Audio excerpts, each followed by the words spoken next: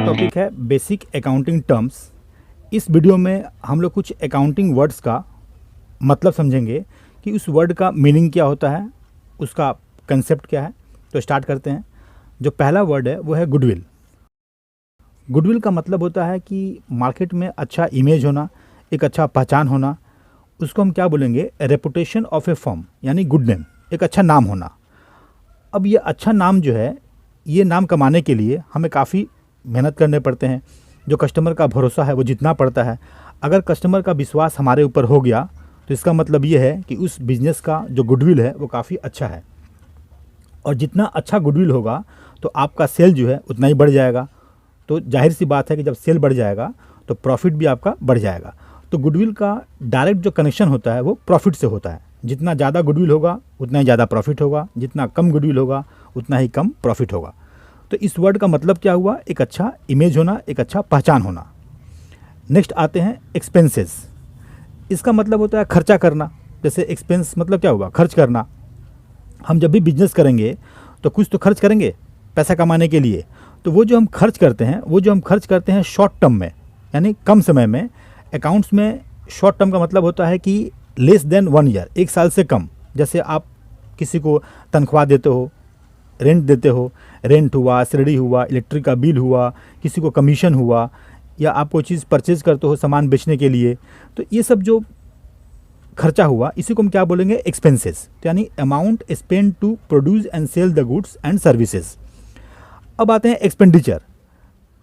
कभी कभी ऐसा लगता है कि एक्सपेंसेस और एक्सपेंडिचर ये दोनों एक ही चीज़ है, लेकिन दोनों में अंतर है। एक्सपेंस क्या होता है कि हम लोग ये खर्चा करते हैं शॉर्ट टर्म में, 1 साल से कम। और एक्सपेंडिचर क्या होता है कि ये हम खर्चा करते हैं लॉन्ग टर्म में। जैसे अगर आप कोई एसेट परचेज करते हो, जैसे ज़मीन खरीद लिए, कोई मशीन परचेज कर लिए, तो ये जो हम खर्चा करते हैं अपने फ्यूचर बेनिफिट के लिए, लॉन्ग टर्म प्लान के लिए, तो इसको हम क्या बोलेंगे, एक्सपेंडिचर। और जो हम खर्चा करते हैं शॉर्ट टर्म प्लान के लिए तो उसको हम क्या बोलेंगे, एक्सपेंसेस। जैसे purchase of land and building, purchase of machinery, उसको हम क्या बोलेंगे, एक्सपेंडिचर। यानी amount spend for acquiring assets. कोई भी एसेट्स को खरीदने के लिए हम जो खर्चा करते हैं उसको हम क्या बोलेंगे, एक्सपेंडिचर। और जो आप शॉर्ट टर्म खर्चा करते हो, जैसे जो डेली यूज़ खर्च होते रहते हैं, रेंट देना है, कमीशन देना है, ये सब को क्या बोलेंगे, एक्सपेंसेस। अब आते हैं रेवेन्यू। इसका मतलब होता है कि amount earned from sale of goods और सर्विसेज। अब कोई भी जो बिजनेस है तो उसका मेन सोर्स ऑफ इनकम क्या होगा, कि जिस चीज़ का वो बिजनेस करेगा तो वो चीज़ वो बेचेगा तो उसके पास उसके पैसे आएंगे। तो उसी को हम क्या बोलेंगे, रेवेन्यू। तो रेवेन्यू का मेन सोर्स क्या होता है, वो है सेल ऑफ गुड्स, गुड्स को बेचना। अब आते हैं इनकम। तो इनकम का मतलब होता है रेवेन्यू माइनस एक्सपेंसेस। कभी कभी ऐसा लगता है कि रेवेन्यू और इनकम दोनों एक ही चीज़ है, लेकिन इसमें काफ़ी अंतर है।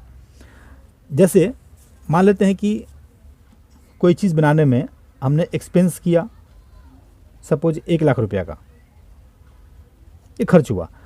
हम उसको बेचे तो हमको वहाँ से कितने पैसे आए, इसको बेच के जो रेवेन्यू हुआ वो सपोज मान लेते हैं कि 1,20,000 रुपये का। तो प्रॉफिट कितना हुआ हम लोगों का, इसको लेस कर देते हैं तो 20,000 रुपया हुआ। तो इसी को हम क्या बोलेंगे, इसी को बोलेंगे इनकम। तो इनकम का मतलब क्या हुआ, इनकम का मतलब हुआ रेवेन्यू माइनस एक्सपेंसेस, तो उसको बोलते हैं इनकम। नेक्स्ट वर्ड आते हैं, वो है बैड डेब्ट। बैड डेब्ट का मतलब होता है कि जो पैसा हमको नहीं मिलता है। अगर आप आसान भाषा में समझो तो हम लोग बोलचाल के भाषा में बोलते भी रहते हैं कि भाई मेरा पैसा डूब गया, इसी को हम बोलते हैं बैड डेब्ट। यानी अमाउंट विच इज़ इरिकवरेबल। मतलब इस वर्ड का मतलब क्या होता है कि नॉट रिकवरेबल, नॉट रिकवर्ड, हमको ये पैसा नहीं मिलता है, उसी को हम क्या बोलते हैं, बैड डेब्ट। जैसे एग्जाम्पल के तौर पे हमने किसी को सामान बेचा उधार में और वो पैसा हमको दे ही नहीं रहा है, 2 साल हो गए, 3 साल हो गए, 4 साल हो गए, अब तो हमको दिखता भी नहीं है, पता नहीं कहाँ चला गया पैसा लेके मेरा।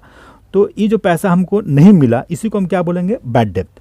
और ये जो बैड डेब्ट वर्ड है ये बिजनेस के लिए लॉस होता है, तो it is a loss for the business. Next word क्या है, कास्टिंग।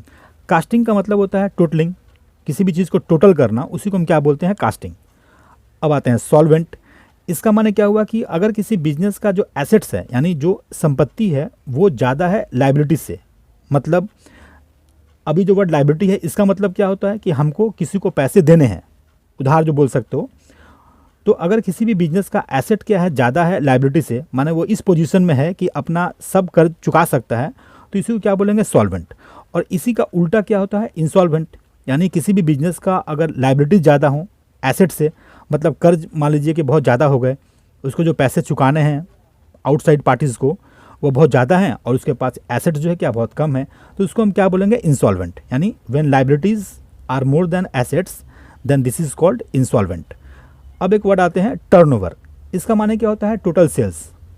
सेल्स का ही दूसरा नाम क्या है, टर्नओवर। सेल्स तो आप समझते ही हो, सामान को बेचना, गुड्स को सेल करना, उसको बोलते हैं सेल्स। तो इसी को हम क्या बोलते हैं, टर्नओवर।